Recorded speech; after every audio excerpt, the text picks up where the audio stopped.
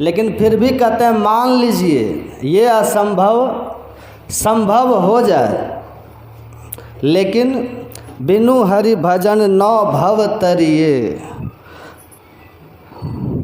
आप लोग किधर देखते हैं?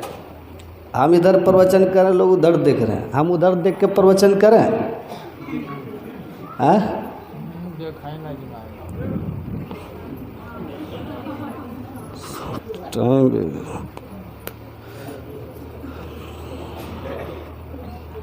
बालू से कोई तेल निकाल ले, बालू को पेर करके कोई तेल निकाल ले, संभव है ये? बालू को पेरिएगा कोलू ही खराब हो जाएगा, तेल निकलेगा? हाँ, तेल निकलता है सरसों से, बालू से तेल नहीं निकलता।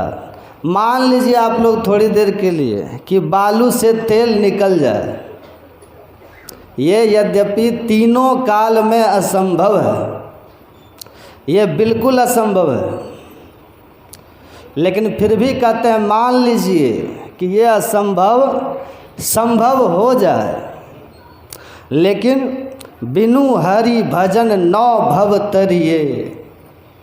बिना ईश्वर की भक्ति के कोई जन्म और मृत्यु के चक्र से छूट नहीं सकता है। जन्म मृत्यु का चक्र पता है ना? जन्मत मरत दुसह दुख होई। हमारे गुरु महाराज जी कहते हैं आवागमन सम दुख दूजा है नहीं जग में कोई। आवा मतलब आना, मतलब जन्म, गमन मतलब जाना, मतलब मृत्यु। ये जो जन्म और मृत्यु है, हमारे गुरु महाराज कहते हैं इससे बड़ा दुख दुनिया में कुछ है ही नहीं। ये सबसे कठिन क्लेश है। जन्मत मरत दुसह दुख होई। बहुत कठिन कष्ट होता है जन्मने और मरने के समय। इससे बचिएगा कैसे? दुख से सब बचना चाहते हैं ना। हम लोग सर दर्द को समझते हैं, इसलिए उससे बचने का प्रयास करते हैं। हम लोग पेट दर्द को समझते हैं, घुटना का दर्द को समझते हैं, इसलिए उससे हम बचने का प्रयास भी करते हैं। लेकिन जन्म और मृत्यु का जो दर्द है उसको मोह बस हम लोग भुला देते हैं, इसलिए बचने का हम लोग प्रयास नहीं करते हैं। सर दर्द सबको हो ये कोई ज़रूरी नहीं है, घुटना का दर्द सबको हो ये कोई ज़रूरी नहीं है, पेट में दर्द सबको हो कोई ज़रूरी नहीं है, ये शरीर का जो दर्द है, जो बदन दर्द है, ये सबको हो ये कोई ज़रूरी नहीं है। लेकिन मृत्यु का दर्द तो सबको होगा, जन्म का दर्द तो सबको होगा। इस दर्द से आपको कोई बचा नहीं सकता है। लेकिन अफसोस की बात है, जो दर्द होने की संभावना सबको नहीं है, उस दर्द को तो हम समझते हैं, लेकिन जिस दर्द की संभावना सबके जीवन में अवश्यंभावी है, जो अटल है, नहीं टल सकता, हम उसी को भूल चुके हैं। मोह बस उसी को हम भुला दिए, स्मृति में नहीं रहता है, भूल गए हम लोग। यही सबसे बड़ा अफसोस की बात है। आप लोग को पता है ना, महाभारत की कथा आप लोग सुने होंगे या पढ़े होंगे।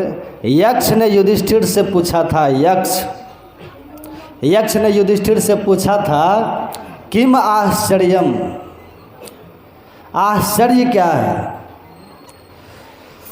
तो युधिष्ठिर जी महाराज ने बहुत सुंदर उत्तर दिया था। युधिष्ठिर जी ने कहा था अहन्नहनि भूतानि गच्छन्ति हि यमालयम शेषस्तृत्वमिच्छन्ति किम आश्चर्यम अतः परम।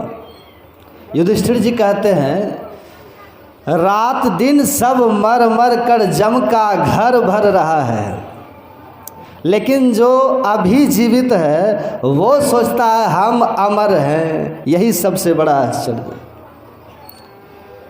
अब देखिएगा गांव घर में देखिएगा, जब कोई व्यक्ति मर जाता है ना, तो 4 जने मिल करके उसको कंधे पर अर्थी में लेटा करके उठा लेते हैं, और एक व्यक्ति आगे से कहते हैं राम नाम सत्य है, और पीछे से सब कोई कहते हैं सबका यही गत है। सबका यही गत है। लेकिन कहने वाले के मन में होता है सबका है, मेरा थोड़े है। उसके मन में होता है मेरा नहीं है। अपने को अलग करके, अपने को बचा करके तब कहता सबका यही गत है। समझ रहे हैं बात? यही दुख की बात है। दो बातों को याद रख, जो चाहो कल्याण, और नारायण एक मौत को दूजो श्री भगवान।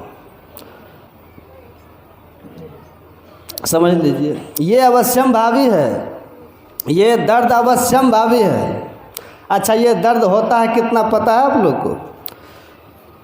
मृत्यु का दर्द कितना होता है? कभी बिच्छू डंक मारा है किन्हीं को? बिच्छू लगा है किसी को? बूढ़ा बूढ़ी को लगा होगा कभी। ये बिच्छू का डंक होता है, जिसको लगे ठीक से, अगर बिच्छू का डंक लग जाए, जिसको लगे वो खड़ा रह नहीं सकता। एक डंक, उसके डंक में ही विष होता है, जहर होता है। जैसे डंक लगता है व्यक्ति तिलमिला करके गिर जाता है। लेकिन मृत्यु के समय सैकड़ों बिच्छू का डंक के समान पीड़ा होती है। कितना? सैकड़ों। ये कष्ट सबके जीवन में आना सुनिश्चित है, इसको कोई टाल नहीं सकता है। आप किसी भी तरह से मरिए, चाहे बूढ़ा होकर के मरिए तब भी ये कष्ट आएगा, जवानी में मरिए तब भी ये कष्ट आएगा, बाल्यावस्था में मरिए तब भी कष्ट ये आएगा, एक्सीडेंट में मरिए तब भी ये कष्ट आएगा, जहर खा करके अपने से मरिए, आत्महत्या करिए तब भी ये कष्ट आएगा, कुआं में डूब करके मरिए तब भी कष्ट आएगा, आग लगा लीजिए देह में तब भी ये कष्ट आएगा।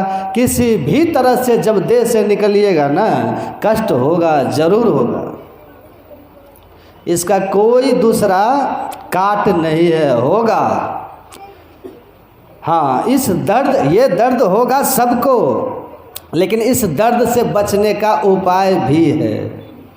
उपाय करना चाहिए कि नहीं? हाँ, जो अवश्यम भावी दर्द है, अभी लोग आते हैं कहते हैं बाबा सर में बहुत दर्द होता है, कहते हैं ना सर में बड़ा दर्द होता है, परेशानी है, कष्ट में लोग रहते हैं। बाबा लोग कहते हैं दवा खाइए ना, कहते हैं बहुत दवा खाए बाबा, कितने कितने डॉक्टर के पास गए लेकिन ठीक नहीं हो रहा है, परेशान है बाबा। तो उसका तो बहुत है, इस डॉक्टर के पास नहीं तो उस डॉक्टर के पास जाइए, कहीं न कहीं वो ठीक हो जाएगा।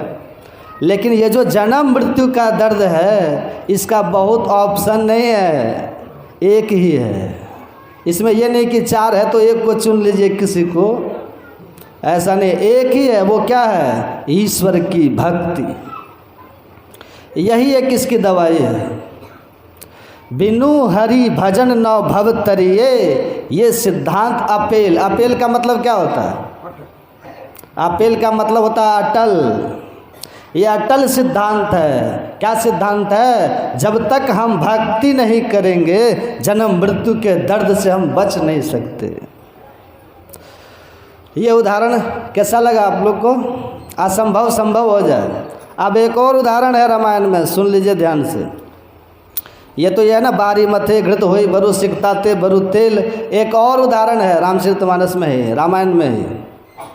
तुलसीदास जी लिखते हैं, राकापति सौरस उगहि अस्तारा गण समुदाय, सकल गिरिन दबिलाइए बिनु रवि रात न जाए।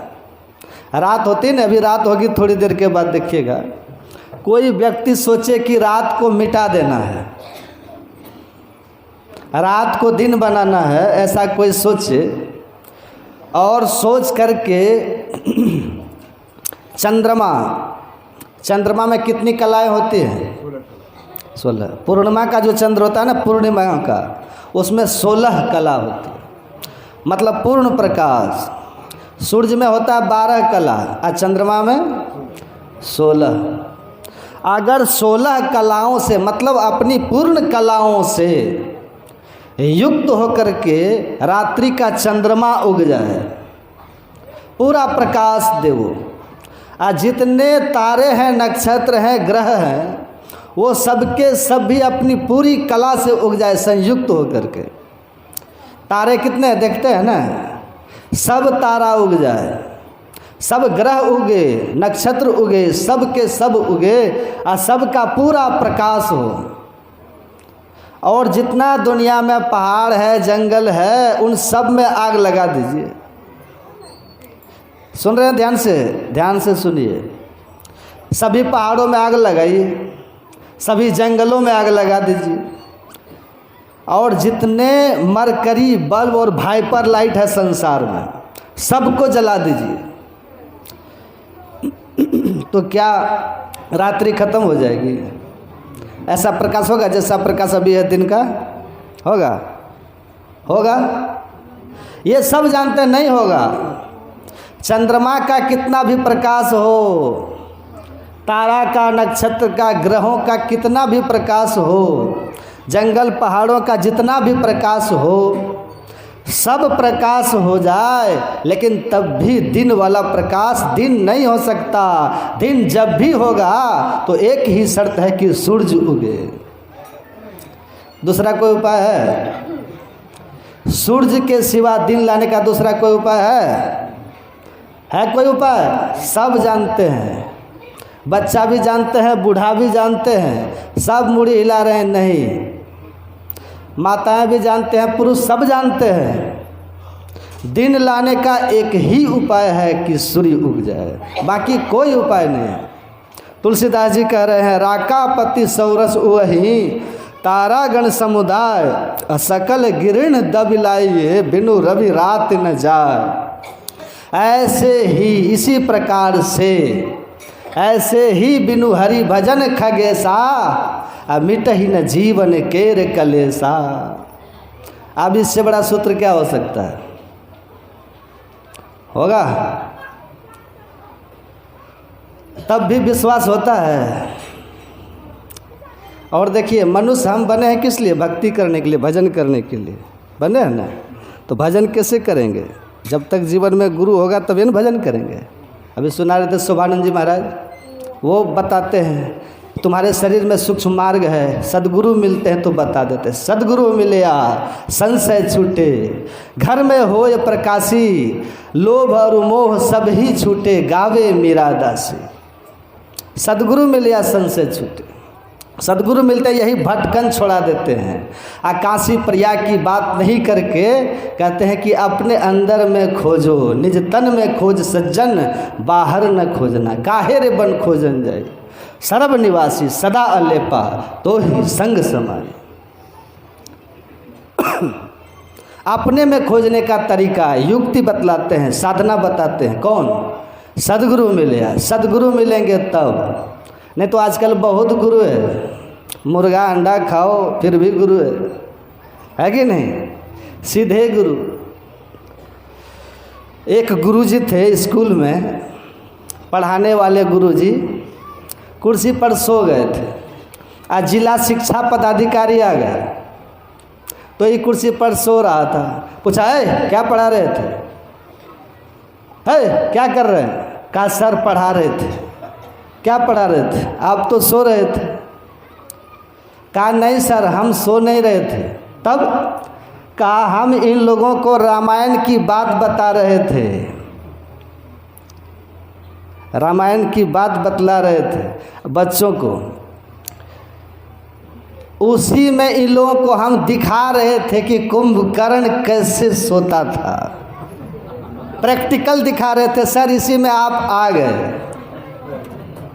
तो आपको लगा कि हम सो रहे। हम सो नहीं रहे थे सर, हम इनको करके दिखा रहे थे कि कुंभकर्ण इसी तरह खर्राटा मार के सोता था। तो वो बोले शिक्षा पदाधिकारी के अच्छा, तो क्या पढ़ा रहे थे? तो कहा सर कि सीता स्वयंवर पढ़ा रहे थे। अब पढ़ाए उड़ाए कुछ नहीं थे, सोए हुए थे मास्टर। तो कहा सीता स्वयंवर पढ़ा दिए? तो कहा हाँ सर पढ़ा दिए। तो कहा अब हम पूछते हैं बच्चों से, कहा जी लड़के बताओ, शिव का धनुष किसने तोड़ा? शिव का धनुष किसने तोड़ा? सीता स्वयंवर में भगवान राम ने क्या तोड़ा था? शिव के धनुष कोई न तोड़ने वाले से सीता की शादी होनी थी, कोई नहीं तोड़ सके।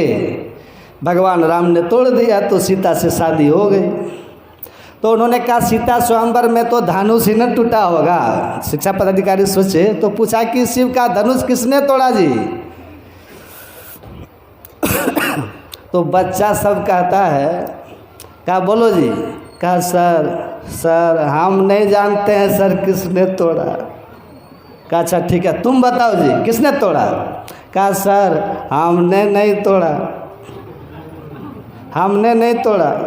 तीसरा से पूछा है तुम बताओ।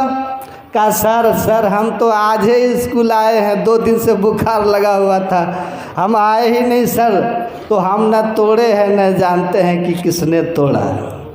सुन करके जवाब शिक्षा पदाधिकारी का तो दिमाग गर्म हो गया। कहा कि क्या शिक्षक हैं आप और क्या पढ़ाते हैं आप और क्या अनुशासन है, यही आप शिक्षा दिए हैं सबको। हम पूछ रहे हैं शिव का धनुष किसने तोड़ा, तो हमने नहीं तोड़ा, तो हम आए ही नहीं थे तो हम जानते ही नहीं हैं, हमने नहीं तोड़ा, हमने नहीं तोड़ा। ये क्या उत्तर है? क्या पढ़ाते हैं? किसने तोड़ा?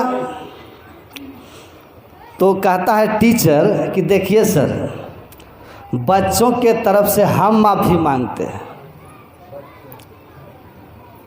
ये लोग बच्चे हैं, गलती से कोई तोड़िए दिया होगा शिव का धनुष, तो आप इतना नाराज काहे हो रहे हैं? गलती से कोई शिव का धनुष तोड़ ही दिया होगा तो आप इतना नाराज काहे हो रहे हैं? अब जो शिक्षा पदाधिकारी थे ना, इतने गुस्सा हुए, अरे तो मास्टरों नहीं जानता है और पढ़ा रहा था सीता स्वयंवर, कहता बच्चा है गलती से तोड़ दिया होगा। गया हेड मास्टर के पास, कहा सर इस स्कूल को हम बंद करवा देंगे। क्या हो गया?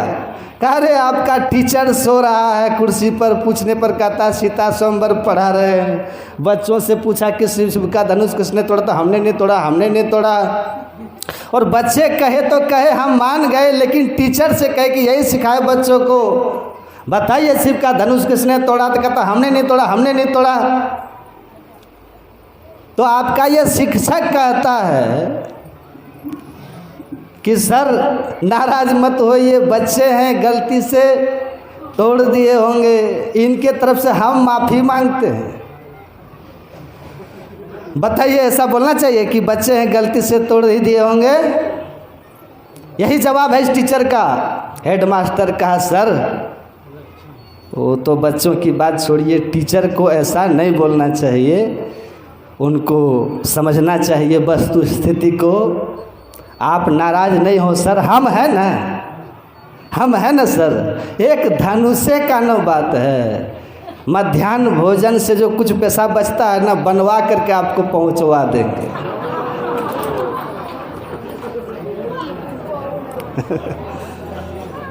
उसके बाद जो शिक्षा पदाधिकारी भागे उस स्कूल से निकल के, जब तक रहे घूम करके स्कूल नहीं गए। कौन जाएगा? तो गुरु नाम है ज्ञान का। गुरु मतलब आजकल यही गुरु है, लोग जो है ना यही गुरु है, खाओ पियो और जगाओ। असली गुरु कौन है? कबीर साहब कहते हैं इस तन में मन कहाँ बसत है, निकस जाए कई ठौर, गुरु गम हो तो परख ले ना तर कर गुरु और। अगर वो गुरु जो ये बता सके कि शरीर में जीव कहाँ रहता है, तब वो गुरु करो, और नहीं तो गुरु को छोड़ दो ना।